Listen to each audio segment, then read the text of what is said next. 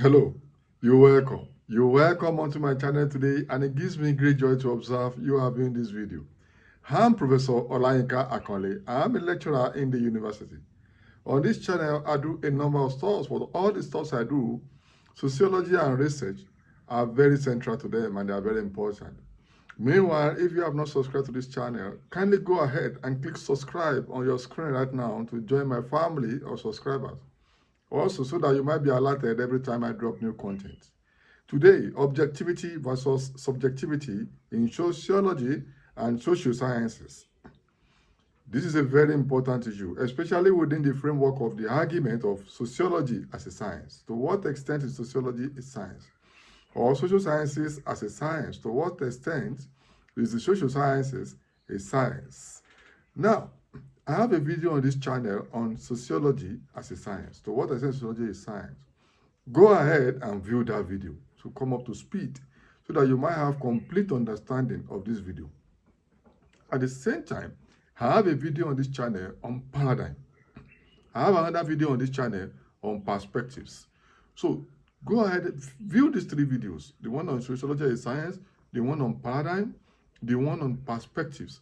So you may bring all of them together because they all come within the framework of the argument of is sociology a science or is social sciences a science. Now, objectivity and subjectivity, or objectivity versus subjectivity in sociology or social sciences, is within the logic of to what extent can we say sociology or social sciences, as science or as scientific? Because objectivity is a key element, is the fundamental characteristic of science. That is, conducting researches, getting findings without bias, value-free, values-neutral sociology, value-neutral social sciences, value-neutral researches.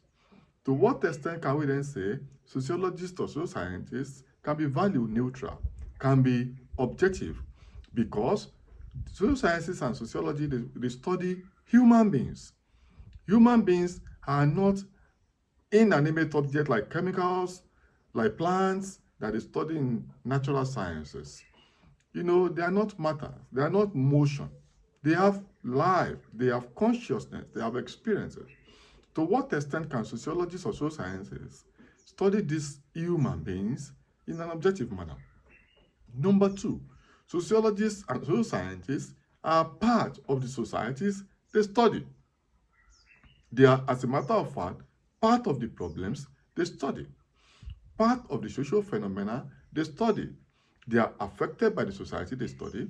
They affect the societies they study. So they are key actors, key stakeholders of the societies they study. So to what extent can they be neutral? Can they be objective?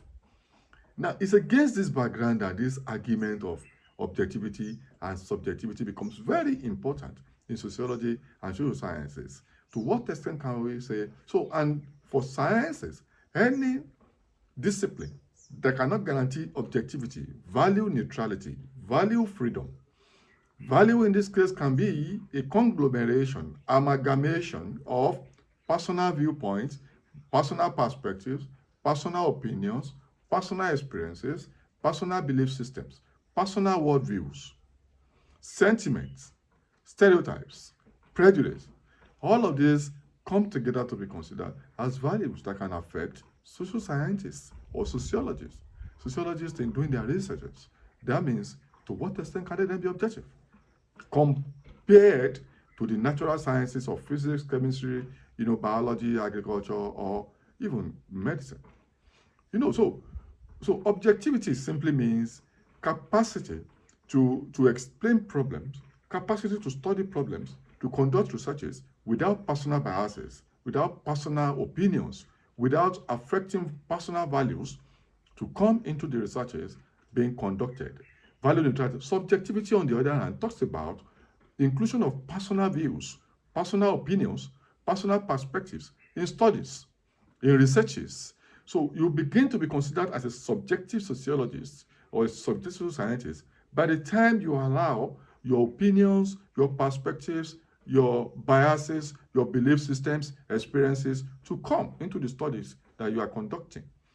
And if you want to be scientific, it's commonly argued that those subjectivities should not come into social science or sociology in terms of research. So objectivity should be the key, because that is the basic element of science, and we want to be scientific. You know, and subjectivity also continue to argue that, the proponents of objectivity continue to argue that researchers and research participants' objectives or interest or biases or experiences should not come into research. But subjective sociologists or people proponent of, or those who argue in favor of subjectivity also argue that perspectives, opinions, experiences of researchers, sociologists, and social scientists are also very important, and they can be harnessed in understanding what we want to understand.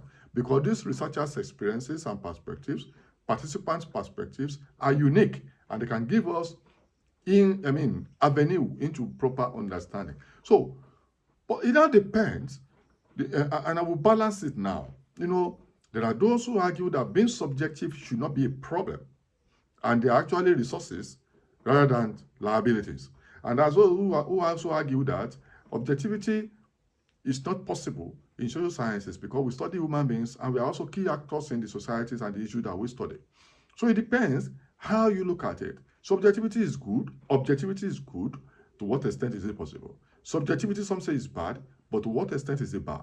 Can we not harness it? So objectivity is science, separation of all these beliefs, values from what we do, and using purely scientific approach, methodical approach, in a way that does not allow personal beliefs to come into it. Using methodical approach. Now, this is now my submission, which I think you have to pay careful attention to. Subjectivity and objectivity are very good. Objectivity is the element of science, and sociologists and social scientists must be objective. It's very important. The moment we drop the objectivity from sociology and social sciences, then we become arts and humanities. But as long as we want to remain scientific social sciences, then we have to uphold objectivity.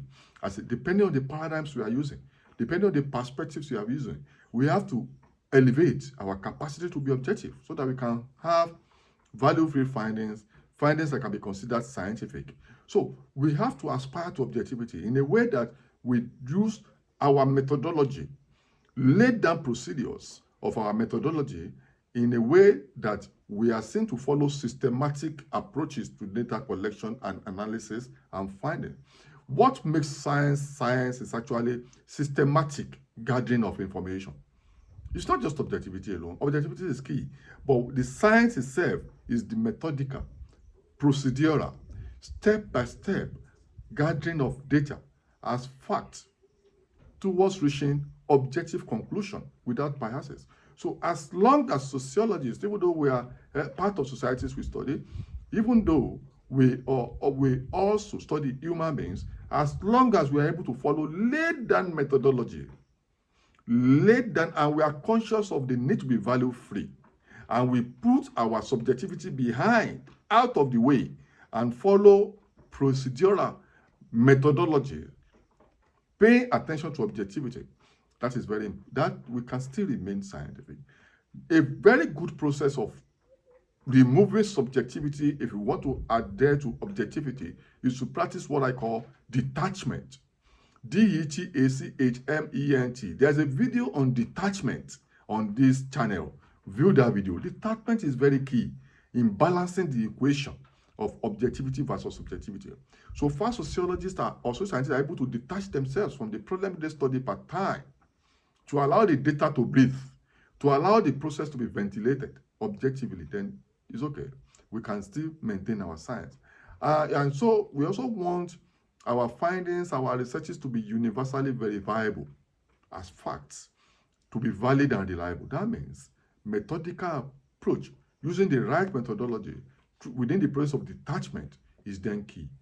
However, subjectivity itself, like I said, can be asset rather than liability, which is bringing in order, we believe that social issues are shaped by people's personal perspectives, culture, experiences, belief system, And as they interact in society, we acknowledge that. Hence, these social issues are shaped by context and perspectives and cultures and belief systems are also very important because we cannot build something on nothing. So this subjectivity of people can form the background upon which we launch our objective perspective. And this is what we call interpretive sociology. Interpretive sociology accommodates subjectivity. That is, we cannot interpret data. We cannot understand human beings without factoring the variables of their personal opinions, perspectives, culture, experiences, and belief system. As researchers, at the same time as people we are studying, we cannot do without accommodating these unique experiences and perspectives and culture in understanding the totality of the environment, especially when you do qualitative studies. Qualitative studies want to understand the context of actions, the context of the problems, and the worldview of the people within their belief system. So it is very important within the confine of interpretive sociology, we accommodate subjectivity. At the same time, not rejecting objectivity, but balancing the equation by bringing objectivity, value, freedom into it, at the same time accommodating carefully the subjective perspective of people, especially as they create meanings. I love this. I enjoy this. So as people interact in their society, their belief systems inform their behavior. Their cultures inform their behavior. They create meanings. These meanings then affect what they do, especially within the perspective of Weberian social action theory, interpretive sociology, interactionist perspective of symbolic interactionism, George Herbert Mead, Charles Sutton Cooley. All of these people, you accommodate all of this. So researchers' experiences can influence researches and interpretations of their data.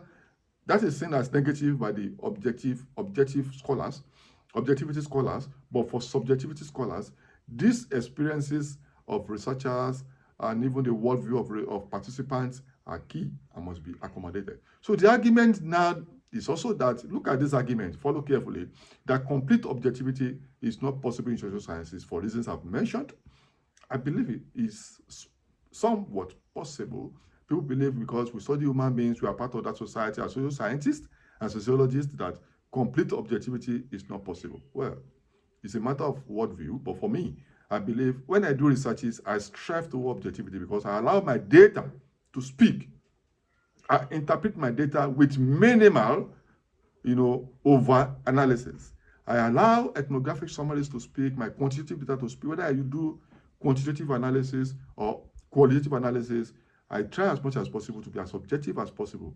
And I believe why the objectivity is still possible. And because we are members of society does not mean that we cannot be objective, because we accommodate subjectivity in context of objectivity. Because we are professionals. Researchers, sociologists, social scientists, we are professionals. So we can practice detachment to still be objective. So because we study human beings or because we are social scientists, we are members of that society, does not mean we cannot be objective.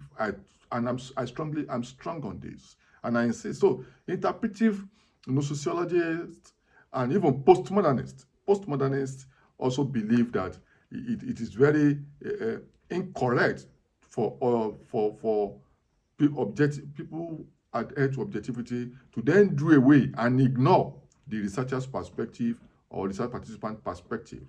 So subjectivity, according to interpretive sociologists and postmodernists, must be accommodated and must accommodate the perspective of the researchers and the participants themselves. And we must accept subjectivity, but at the same time we call for caution so that we don't become